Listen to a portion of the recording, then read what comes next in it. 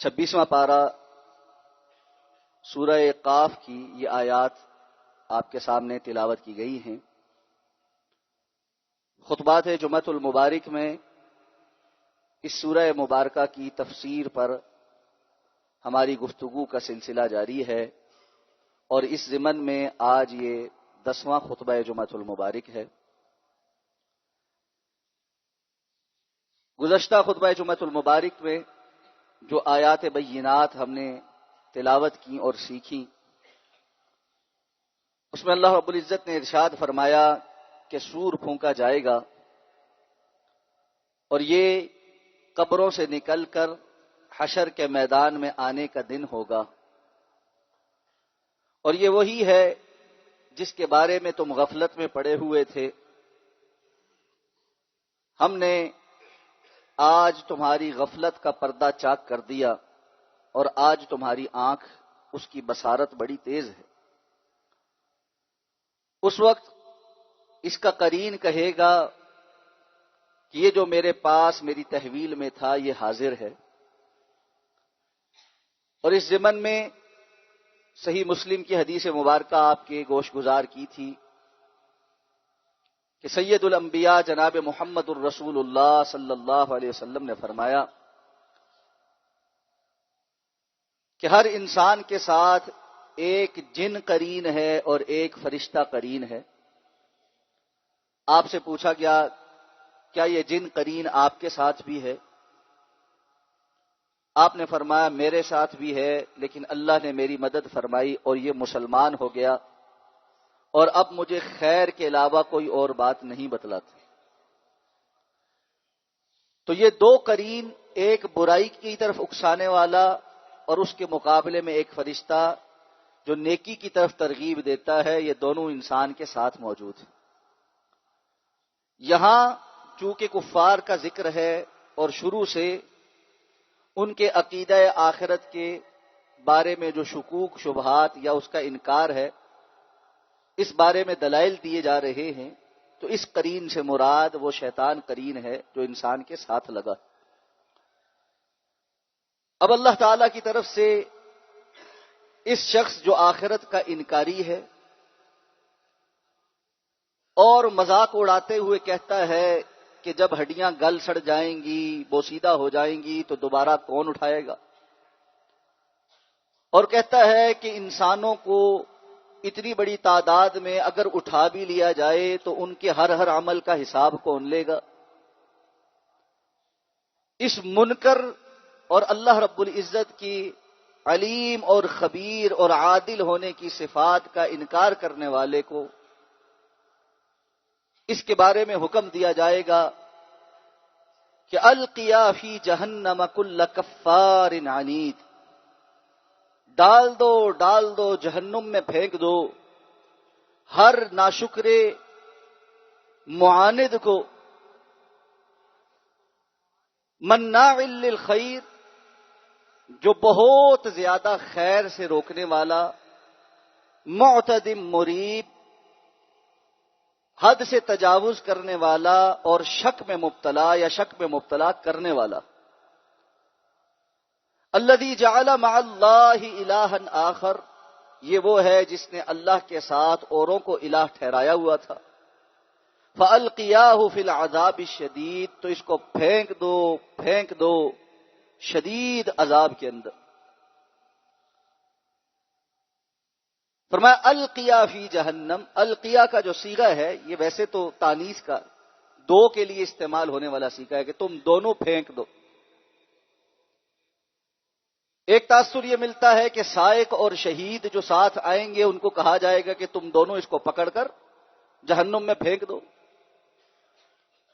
دوسرا عربی زبان کا ایک طریقہ کار یہ ہے کہ بسا اوقات یہ صیغہ استعمال کر کے بات کو دہرانا مقصود ہوتا ہے، جس طرح ہم کہتے ہیں نا پکڑو،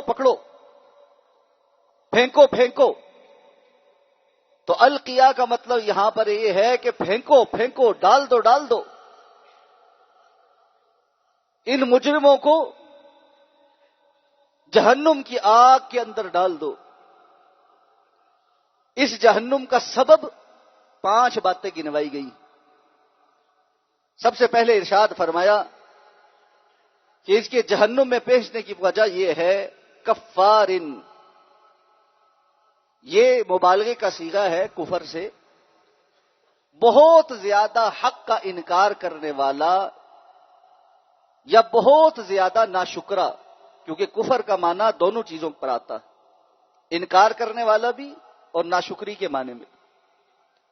اور در حقیقت اسلام اور اللہ رب العزت کے بتلائے ہوئے ضابطۂ حیات سے انکار یہ دونوں معنی رکھتا ہے.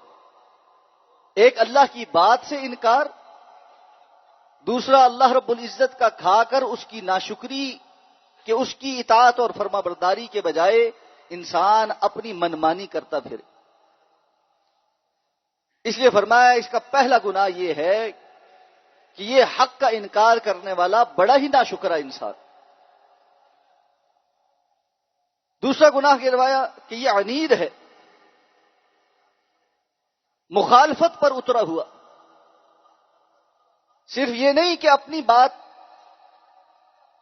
اپنی ذات تک کسی چیز پر عمل نہیں کرنا چاہتا، بلکہ اس سے آگے بڑھ کر دین دشمن ہے،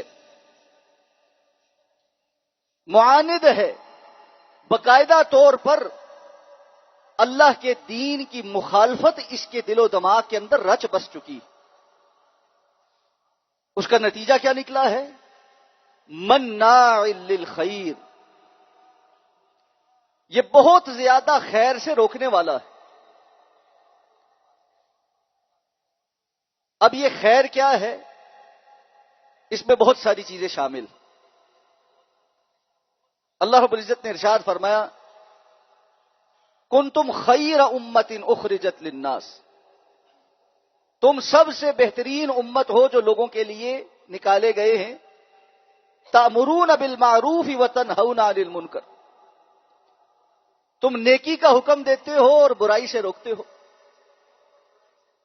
مناع للخیر، بہت زیادہ اس خیر سے روکنے والا، یعنی یہ چاہتا یہ ہے کہ اللہ کے بتلائے ہوئے اصول کے برعکس کام ہو، برائی کی ترویج ہو اور خیر سے روکا جائے.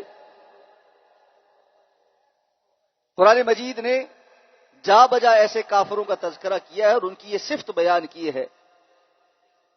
وَيَصُدُّونَهُمْ عَنْ سَبِيلِ اللَّهِ. یہ لوگ وہ ہیں جو دیگر اپنے ارد گرد موجود معاشرے کے لوگوں کو اللہ کے رستے سے روکنے کی کوشش کرتے.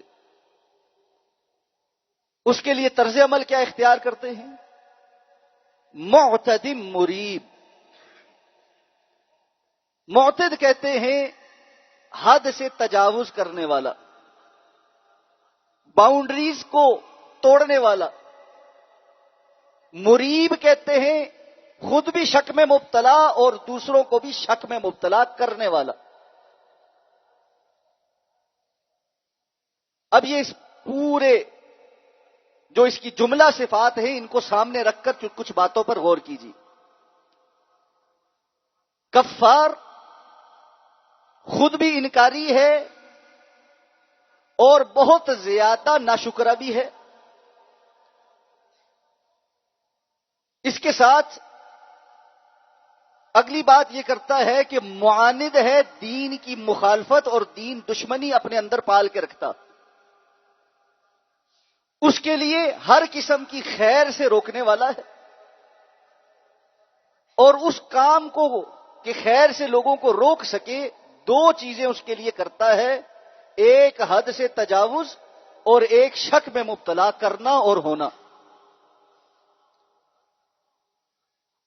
حد سے تجاوز یہ شہوات کا فتنہ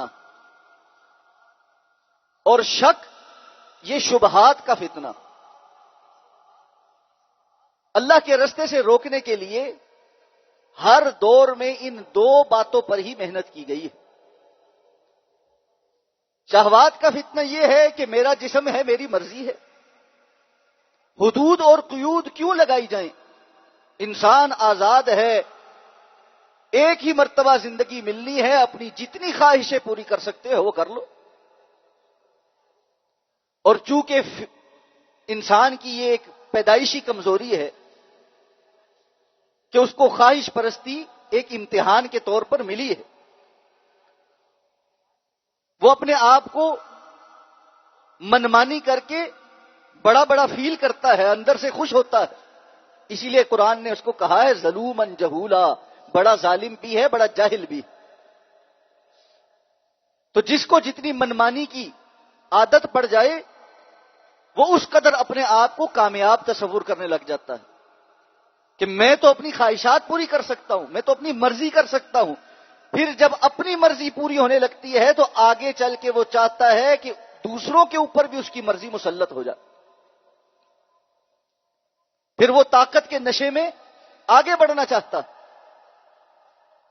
یہ ہے حد سے تجاوز کرنے والا، حلال حرام کی تمیز چھوڑ کر، جائز اور ناجائز کا فرق مٹا کر مطمع نظر صرف یہ ہے کہ کسی بھی طریقے سے میرا جی خوش ہو جائے، چاہے اس کے لیے مجھے کسی کا خون ہی کیوں نہ کرنا پڑے. اب جب جب انسان اس پٹڑی پر چڑھ جاتا ہے تو دین اس کے سامنے آ کر کھڑا ہوتا ہے. دین اس کو بتاتا ہے کہ یہ کام جو تم نے اختیار کیے ہیں، اپنے نفس کو خوش کرنے کے لیے اپنا لیے ہیں، یہ جائز نہیں، یہ حرام. شیطان کا اگلا وار اس پر یہ ہوتا ہے، وہ اس کو بتلاتا ہے کہ جو دین تمہارے اوپر حدود اور قیود لگاتا ہے، اس دین کو ہی شک کی نگاہ سے دیکھنا شروع کرو اور اس کے متعلق ہی ایسی باتیں اور طرز عمل اختیار کر لو کہ نہ سر رہے گا، نہ اس کے بچانے کی فکر رہے گی، نہ بانس رہے گا نہ بانسری ہوگی. اس لیے جو چیزیں انسان کو حد سے تجاوز کرنے پر ملامت کا ذریعہ بنتی ہیں، ان کو ملامت بنانے والی چیز کو ہی قابل مشکوک بنا دو، قابل شک بنا دو. تو یہ کیا کرتا ہے؟ پھر یہ شبہات پیدا کرتا ہے. یہ شبہات شیطان آ کر اس کے اندر ڈالتا ہے اور یہ اپنی زبان سے، اپنے قلم سے، اپنے کردار سے ہر حیثیت میں معاشرے کے اندر لوگوں میں پھیلانا شروع کر دیتا. تو نتیجہ کیا ہے؟ پہلے یہ صرف معصیت کار تھا، اس کے بعد یہ دائرہ اسلام سے باہر نکل کر کفار کی فوج کا حصہ بن جاتا، شیطان کی فوج کا حصہ بن جاتا. اسی لیے قرآن مجید نے دو لشکروں کا ذکر کیا، حزب الشیطان اور حزب الرحمن. اور حزب الشیطان کے متعلق اللہ نے فرمایا یاد رکھو وہ بظاہر کتنی چکا چوند طاقتور دنیا کے اندر بڑی مسلط ہی نظر کیوں نہ ہے، ہم الخاسرون، اثر میں وہ خسارے میں ہیں. اور اگر وقتی طور پر حزب الرحمن اور حزب اللہ کمزور ہی نظر کیوں نہ آئے، ہم المفلحون، اصل میں فلاح پر اور کامیابی پر وہی. تو مجھے اور آپ کو اپنی زندگی میں، اپنے روز مرہ کے معاملات میں، اٹھنے میں، بیٹھنے میں، کردار میں، سوچ میں، فکر میں، ہر جگہ دیکھنا ہے ہم حزب الرحمن میں ہیں یا حزب الشیطان میں. یہ ہے معتدم مریب، اپنی مرضی کے لیے پھر دین کو بھی قابل شک بنا دینا، مشکوک بنا دینا. اور یہ مولویوں کی بنائی ہوئی باتیں ہیں. دنیا میں ہمارے پیچھے رہنے کا سبب یہ دقیانوسی باتیں. یہ معاملہ دین میں نہیں ہو سکتا، یہ مولویوں کا گھڑا ہوا ہے. دین میں اتنی سختی نہیں ہے، لا اکراہ فی الدین، دین میں زبردستی ہے ہی نہیں ہے. وہ آیت جو کفار کے لیے ہے اس کو کوٹ کوٹ کر کے مسلمانوں کے لیے بیان کرنا اور ان آیات کو چھپا دینا جہاں اللہ تعالیٰ یہ فرماتے ہیں ما کان لمؤمن ولا مؤمنۃ اذا قضى اللہ ورسولہ امرا، کسی مومن مسلمان مرد اور عورت کے لیے اس بات کی اجازت نہیں جب اللہ اور اللہ کے رسول کسی بات کا فیصلہ فرما دیں تو وہ آگے سے کہیں اس معاملے میں ہماری اپنی بھی مرضی ہے. دین تو مرضی چھوڑنے کا نام ہے. اپنی منمانی کرنے کے لیے شک اور شبہات کے فتنے ان کو ہوا دینا. تو آج آپ دیکھیں ہمارے ہاں باقاعدہ طور پر ایک انٹرٹینمنٹ انڈسٹری جو پوری دنیا کے اندر پھیلائی گئی ہے اور اس کے مختلف قسم کے لیولز ہیں. وہ پورنوگرافی کی ٹاپ لیول سے لے کر ڈراموں اور فلموں اور ویب سیریز سے ہوتی ہوئی اب یہ ٹک ٹاکس اور اس کے سوشل میڈیا نیٹ ورکس کے اوپر 15 45 سیکنڈ کے 15 سیکنڈ کے 30 سیکنڈ کے ڈانس کے کلپس اور بے حیائی کے کلپس اس قدر اس کو عام کر دو کہ انسان کے لیے شہوت کے اس فتنے سے بچنا ممکن ہی نہ رہے. اور جب وہ بالکل سر کے بال تک اس کے اندر ڈوب جائے اور اس کو یہ پتا چلے کہ میں غلط کر رہا ہوں تو بالآخر اپنے آپ کو لیجیٹیمیٹ کرنے کے لیے اپنے آپ کو ایک قانونی حیثیت دینے کے لیے وہ اس قانون کو ہی باطل قرار دے دے اور کہے کہ یہ انسانوں کا بنایا ہوا قانون ہم اس کو نہیں مانتے. یہ وہ ساری جنگ ہے جو اس وقت پوری دنیا کے اندر ایک نظام کے تحت لاگو کر دی گئی ہے اور اس کے ماننے والے وہ دنیاوی مفاد اور فائدے حاصل کرتے ہیں اور اس کا انکار کرنے والے ان کو بظاہر عبرتناک سزا دی جاتی. اور اس کی ایکسٹریم اور اس کی جو حد ہوگی جہاں جا کر یہ ختم ہوگا وہ دجال کا وہ فتنہ ہوگا والعیاذ باللہ جس کے یہ سارے تیاری میں بھی ہیں اور یہ اس کی ہواری. اور ہماری نئی نسل بڑی آسانی کے ساتھ اس فتنے کو ہوا دینے والے اس شبہات کو ہوا دینے والوں کو سٹارز بھی تسلیم کر رہی ہے, ان کو فنکار کا نام بھی دے رہی ہے. اس انٹرٹینمنٹ حیا باختہ قسم کے جس کو کل آج سے صرف 15-20 سال پہلے ہمارے بزرگ اچھے الفاظ سے بھی یاد نہیں کرتے تھے, اس کو ایک بڑے ملمہ سازی کا ایک شوگر کوٹڈ ریپر کے اندر کوٹ کر کے ہمیں دے دیے گا. ہم کہتے ہیں جی یہ تو انڈسٹری ہے, پیسہ کمانے کا ایک ذریعہ ہے. جیسے لوگ کاروبار کرتے ہیں یہ بھی ایک کاروبار ہے, کوئی بات نہیں, خیر.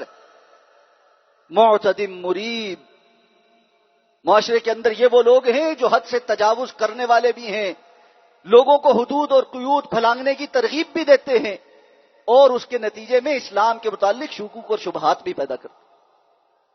اور پھر الذی جعل مع اللہ الہا آخر, پھر شیطان ان کو وہاں لے کر جاتا ہے کہ یہ آخری حد بھی کراس کرتے ہیں کہ اللہ کے ساتھ اوروں کو شریک بناتے.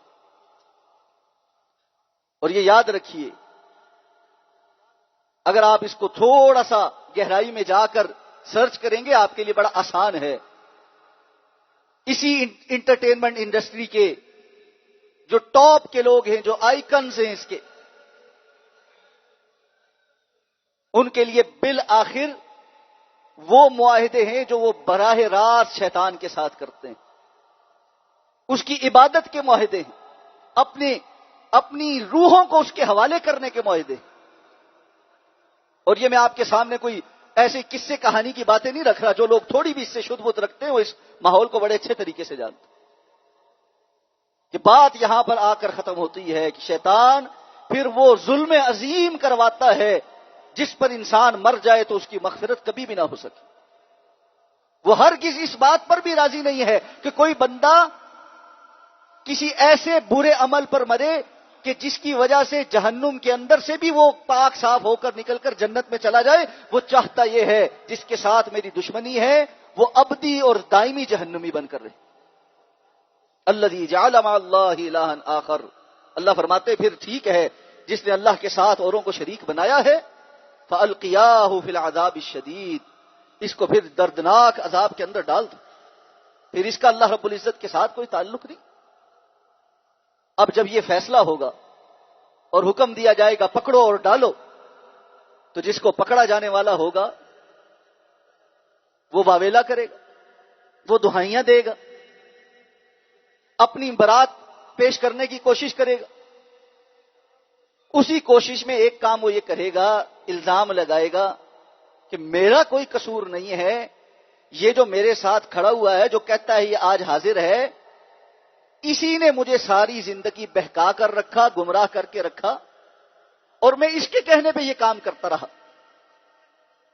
قرآن مجید میں دیگر مقامات پر اس کی صراحت بھی آئی ہے. وقال الذین اتبعوا لو ان لنا کرۃ فنتبرأ منهم كما تبرؤوا منا. اللہ کے سامنے جو دوسروں کے پیچھے لگ کر لائی لگ بن کر آنکھیں بند کیے بس دنیا کے فائدوں کی خاطر لیڈروں کے پیچھے لگ لگ کر اس گمراہی میں پڑے ہوئے تھے، وہ کہیں گے یا اللہ آج جس طرح ہمارے لیڈروں نے ہم سے آنکھیں پھیر لی، ہمیں ایک موقع اور دے، ہم بھی ان سے دنیا میں جا کر آنکھیں پھیریں۔ لیکن اس وقت کے اس افسوس کا کوئی فائدہ نہیں ہو۔ کتنے ہی لیڈر ایسے ہوں گے جو کہیں گے ہم تو تمہیں جانتے بھی نہیں، اور جب لوگ یہ سب کر کے تھک جائیں گے تو شیطان کو ملامت کریں گے، تو کہے گا لا تلومونی ولوموا انفسکم، مجھے کیوں ملامت کرتے ہو، اپنے نفسوں کو ملامت کرو، میں کوئی تمہارے اوپر زبردستی کرنے والا تھا؟ میرے پاس کوئی اختیار تو نہیں تھا کہ تمہیں زبردستی ایک رستے پر لگاتا۔ وقال الشیطان لما قضی الامر ان اللہ وعدکم وعد الحق، جب سارے فیصلے ہو جائیں گے اور جہنمیوں کو پتہ لگ جائے گا کہ جو ان کا انجام جہنم ہے، اس وقت شیطان کہے گا ان اللہ وعدکم وعد الحق، یقیناً اللہ نے تم سے سچا وعدہ کیا تھا، اور میں نے جو تم سے وعدہ کیا تھا آج میں اپنے وعدے سے پھرتا ہوں۔ لیکن یہ بات بھی بتاتا ہوں میں نے کوئی زبردستی نہیں کی۔ اس طرح ہر کوئی انفرادی طور پر بھی ملامت کرے گا اپنے شیطان کو، اس قرین کو۔ تو یہ کیا کہے گا؟ قال قرینہ، اس کا قرین کہے گا ربنا ما اطغیتہ، اے ہمارے رب میں نے نہیں اس کو گمراہ کیا، ولکن کان فی ضلال بعید، یہ تو ہمیشہ سے ہی بڑی دور کی گمراہی میں تھا، اس کو تو صرف ہلا شیری دینی پڑی، دوڑ تو یہ خود ہی رہا تھا۔ جس طرح کوئی انسان کسی سواری پر ہو اور اس کو ایک ڈھلان مل جائے تو وہ اس کے اوپر مزید تیز ہو جاتا ہے، اس کی مثال تو ایسی تھی، یہ خود گمراہ تھا، اس کو تھوڑی سی تھپکی نے اور اس معاملے میں آگے کیا۔ اب یہ اپنی صفائیاں کہے گا، اللہ فرمائیں گے لا تختصموا لدی، آج میرے سامنے ایک دوسرے سے جھگڑے کا کوئی فائدہ نہیں، خبردار جو جھگڑا کی، یہ ڈانٹ ہے، لا تختصم، بالکل ایک دوسرے سے مخاصمت نہ کرو۔ لیکن ظاہر بات ہے انسان کے سامنے جہنم جیسا عذاب کھڑا ہو اور وہ اس میں ڈالا جانے والا ہو، یہ ڈانٹ پڑے گی، پھر چپ کریں گے۔ لیکن قرآن مجید نے جا بجا اس مخاصمت کا، اس جھگڑے کا ذکر کیا ہے، حتیٰ کہ جہنم میں پہنچ کر بھی یہ آپس میں لڑیں گے، ایک دوسرے کو جو دل میں آئے گا وہ سب کہیں گے، بہت برا بھلا کہیں گے، لعنتیں بھیجیں گے اور کہیں گے وَلْعَنْهُمْ لَعْنًا كَبِيرًا، یا اللہ یہ جو جنہوں نے ہمیں اس طرف لگایا تو ان کے اوپر بڑی لعنت کر، آتِهِمْ ضِعْفَيْنِ مِنَ الْعَذَابِ، بد دعائیں دیں گے، کہیں گے یا اللہ یہ جو ہمارے لیڈر ہیں ان کو تو دگنا عذاب عطا فرما۔ لیکن اس دن کی ان تمام بد دعاؤں، ان ساری چیزوں کا نتیجہ کچھ نہیں نکلنے والا۔ اس دن تو انسان ہائے ہائے افسوس افسوس کرے گا، یا لیتنی لم اتخذ فلانا خلیلا لقد اضلنی عن الذکر بعد اذ جاءنی، ہائے کاش میں فلاں کو اپنا دلی دوست بناتا ہی نہ، اس نے تو مجھے اللہ کی طرف سے نصیحت کے آنے کے بعد ایسی گمراہی کی طرف لگا دیا کہ آج میں یہاں پر پہنچ گیا۔ وَمَن يَعْشُ عَن ذِكْرِ الرَّحْمَٰنِ نُقَيِّضْ لَهُ شَيْطَانًا فَهُوَ لَهُ قَرِينٌ، جو بندہ رحمان کے ذکر سے رخ پھیر لیتا نقید لہو شیطانا، ہم اس پر ایک شیطان کو مسلط کر دیتے ہیں، فہو لہو قرین، پھر وہ اس کا ساتھی بن جاتا، جوڑی دار بن جاتا۔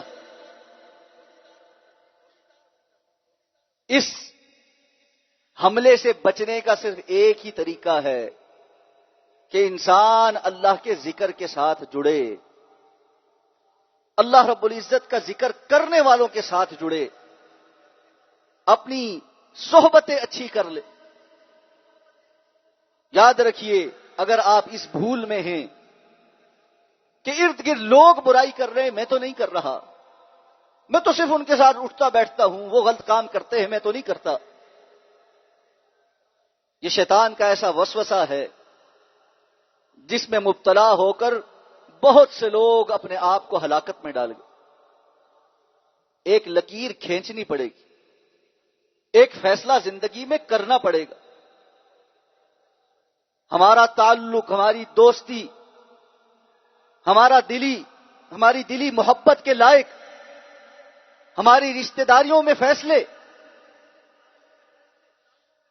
یہ اللہ رب العزت کی محبت کی بنیاد پر ہونا شروع ہوں گے تو مسائل حل ہوں گے، ورنہ نہیں ہوں گے۔ اور یہ وہ سب سے مشکل فیصلہ ہے جہاں پر آ کر بہت سے لوگ تذبذب کا شکار ہو جائے۔ اتنے سال کا تعلق ہے، اس کو کیسے چھوڑ دیں؟ سمجھا سمجھا کے تھک کے اللہ کے رستے پر نہیں آتا۔ معلوم بھی پڑ رہا ہے کہ اس کی وجہ سے میں بھی بہت مرتبہ گمراہ ہو جاتا ہوں، اس کے ساتھ اٹھتا بیٹھتا ہوں، میری بھی نمازیں قضا ہو جاتی ہیں، اس کے ساتھ اٹھتا بیٹھتا ہوں، میں بھی فحش چیزیں دیکھنے لگ جاتا ہوں، اس کے ساتھ اٹھتا بیٹھتا ہوں، میں بھی غیبت چغلی بہتان تراشیاں کرتا ہوں، اس کے ساتھ جہاں کہیں جاتا ہوں شر لے کر آتا ہوں۔ چھوڑ اس لیے نہیں سکتا، بڑا پرانا دوست ہے، بڑا پرانا تعلق دار ہے، کیا کروں؟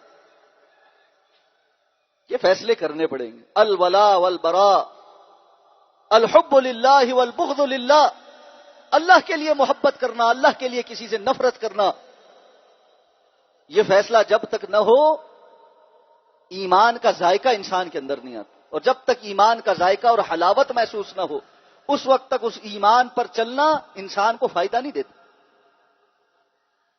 بسا اوقات آپ اور میں کھانا کھاتے ہیں، کسی بیماری کی وجہ سے، کسی تکلیف کی وجہ سے اس کا ذائقہ اور خوشبو محسوس نہ ہو تو کھانا کھانے کو جی نہیں کرتا۔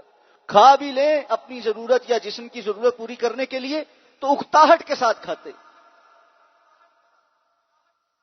اور تھوڑا کھا کر بس کر دیتے۔ یہی معاملہ دین کے ساتھ بھی ہے۔ یہ دین پر چلتے ہوئے جو ہمیں اس کا ذائقہ محسوس نہیں ہوتا، اس کی خوشبو محسوس نہیں ہوتی، اس لیے ہمیں دین بڑا بھاری لگتا ہے۔ وجہ یہ ہے دین کا ذائقہ، اس کی خوشبو، ایمان کی حلاوت، جس کو اللہ کے رسول نے فرمایا ذاق طعم الایمان، وہ بندہ ایمان کا ذائقہ چکھتا ہے، ایمان کا بھی ذائقہ ہوتا ہے۔ من رضی باللہ ربا وبالاسلام دینا وبمحمد نبیا، جو اللہ کو رب مان کر، اسلام کو دستور حیات مان کر، اور محمد الرسول اللہ صلی اللہ علیہ وسلم کو اللہ کا نبی اور رسول مان کر راضی ہو جائے۔ اور راضی ہونے کا معنی یہ ہے پھر اس کے اندر کوئی شک شبہ نہیں رہ جاتا،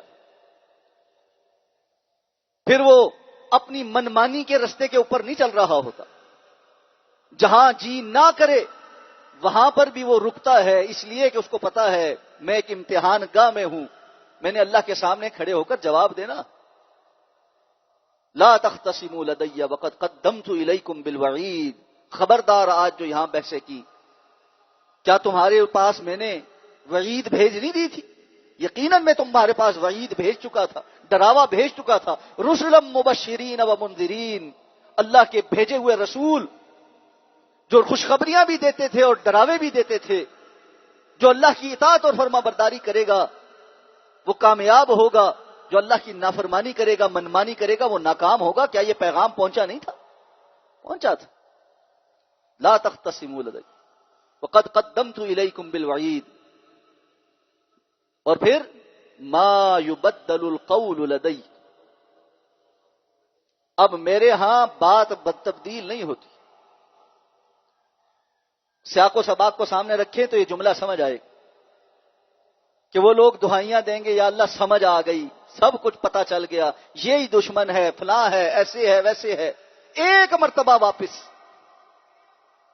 ابصرنا وسمعنا فرجعنا، دیکھ بھی لیا، سن بھی لیا، ایک مرتبہ واپس تو بھیج، ایک موقع دے دے، ہم بالکل ٹھیک ہو کر آئیں گے۔ ما یبدل القول لدی، اللہ فرمائیں گے میرے ہاں قول بدلتا نہیں۔ میں نے بتلا دیا تھا مہلت دنیا کی زندگی میں ہے، ایک مرتبہ سانس اکھڑ گیا مہلت ختم، پھر تو حساب کتاب ہے آگے، وہ قبر سے شروع ہو کر حشر کے میدان تک جائے گا۔ اس لیے آج تمہاری یہ دعائیاں کہ ہمیں مہلت مل جائے، ہم واپس چلے جائیں اور جا کر خیر کر کے آئیں، اللہ رب العزت کی سنتیں اور اللہ کے فیصلے بدلتے نہیں۔ اور ساتھ میں وما انا بظلام للعبید، میں اپنے بندوں پر ظلم کرنے والا نہیں۔ تم نے کیسے سمجھ لیا کہ آج تمہیں یہاں سے واپس لوٹا دیا جائے گا اور تمہارے معاملے میں انصاف نہیں کیا جائے گا؟ دنیا کی زندگی میں تم میرے بندوں کو تانے دیتے رہے، برا بھلا کہتے رہے، مخالفتیں کرتے رہے، دندناتے پھرتے رہے، تمہاری رسی دراز کی گئی، تم نے سمجھا ہم کامیاب ہیں، تم نے دنیاوی زندگی کو ہی اپنا مت میں نظر بنائے رکھا، تم نے جانا کہ ایمان والے اور بے ایمان اللہ کے نزدیک ایک جیسے ہو جائیں گے؟ سواء محیاہم ومماتہم ساء ما یحکمون، تمہارے نزدیک ایمان والوں اور بے ایمانوں کی زندگی اور مرنا اور جینا ایک جیسا ہو گیا؟ ہرگز ایسا نہیں۔ وما انا بظلام للعبید، میں اپنے بندوں پر ظلم کرنے والا نہیں، نہ ایمان والوں پر ظلم ہوگا نہ تمہارے اوپر ظلم ہوگا۔ فمن يعمل مثقال ذرة خيرا يرى ومن يعمل مثقال ذرة شرا يرى، ذرا برابر نیکی کی ہے وہ بھی دیکھ لو گے، ذرا برابر برائی کی ہے وہ بھی دیکھ لو، تولے بھی جاؤ گے، اعمال بھی تولے جائیں گے، اور اس کے حساب سے اللہ رب العزت نے بدلہ دینا۔ اس لیے جس نے دنیا میں جو ظلم کیا ہے وہ اللہ کے حق میں ہے یا بندوں کے حق میں ہے، یہیں پر معاف کروا لے، کہ اللہ کے ہاں انصاف ہونا ہی ہونا، اور وہ انصاف کا ہی دن ہے، مالک یوم الدین، وہ بدلے کا جزا کا دن ہے، اور اس دن کا مالک اللہ ہے۔ وہاں کوئی سفارش، کوئی رشوت، کوئی اور چیز کام نہیں آئے گی جو انسان کو بچا لے سوائے اس کے کہ اس نے اپنے رب کو راضی کیا۔ اس لیے اگر کوئی کوتاہی ہو گئی ہے تو اس پر آج موقع ہے، آج۔ اور یاد رکھیے اس کے لیے زندگی میں تبدیلی لانی پڑتی ہے، حق کو حق سمجھ کر اس پر عمل کرنا پڑتا، باطل کو باطل سمجھ کر اس سے کنارہ کشی اختیار کرنی پڑتی۔ یہ جو طرز عمل ہے، ہاں جی بات تو ٹھیک ہے لیکن کیا کریں، اس طرز عمل سے نجات بڑی مشکل ہو جائے گی۔ رمضان المبارک آ رہا ہے، یہ بار بار زندگیوں میں نصیب نہیں ہوتا۔ اس رمضان میں جس کو موقع مل جائے وہ ابھی سے تجدید کر لے کہ یا اللہ میں مان کر سر تسلیم خم کرتا ہوں، مرضی چھوڑتا ہوں، اور اللہ کی مان کر چلوں گا۔ ہاں، مان کر چلنے کا اقرار کر کے کوتاہی ہو جائے، غلطی ہو جائے، بھول چوک ہو جائے، اس پر بار بار معافی مانگ لے، اللہ معاف کر دے۔ لیکن یہ انکاری ہو کر، سرکش بن کے، غدار بن کے جو روش ہم نے اختیار کی ہے کہ سن کر انسنی کرنا، ہم جانتے ہیں ہمارے گھر میں، ہمارے سبارڈینیٹس میں، ہمارے قریبی لوگوں میں، زیر دست لوگوں میں اگر کوئی ہماری بات سن کر انسنی کر دے تو کتنا غصہ آتا کہ اس کو پتہ بھی چل گیا پھر بھی نہیں مانتا۔ یہ بہت بڑی جسارت ہے کہ اللہ کے حکم کا پتہ بھی چل جائے اور بندہ پھر بھی کہے خیر خیر۔ اللہ ہمیں اس سے محفوظ فرمائے۔ اقول قولی ھذا واستغفر اللہ لی ولکم ولسائر المسلمین برحمتک یا ارحم الراحمین۔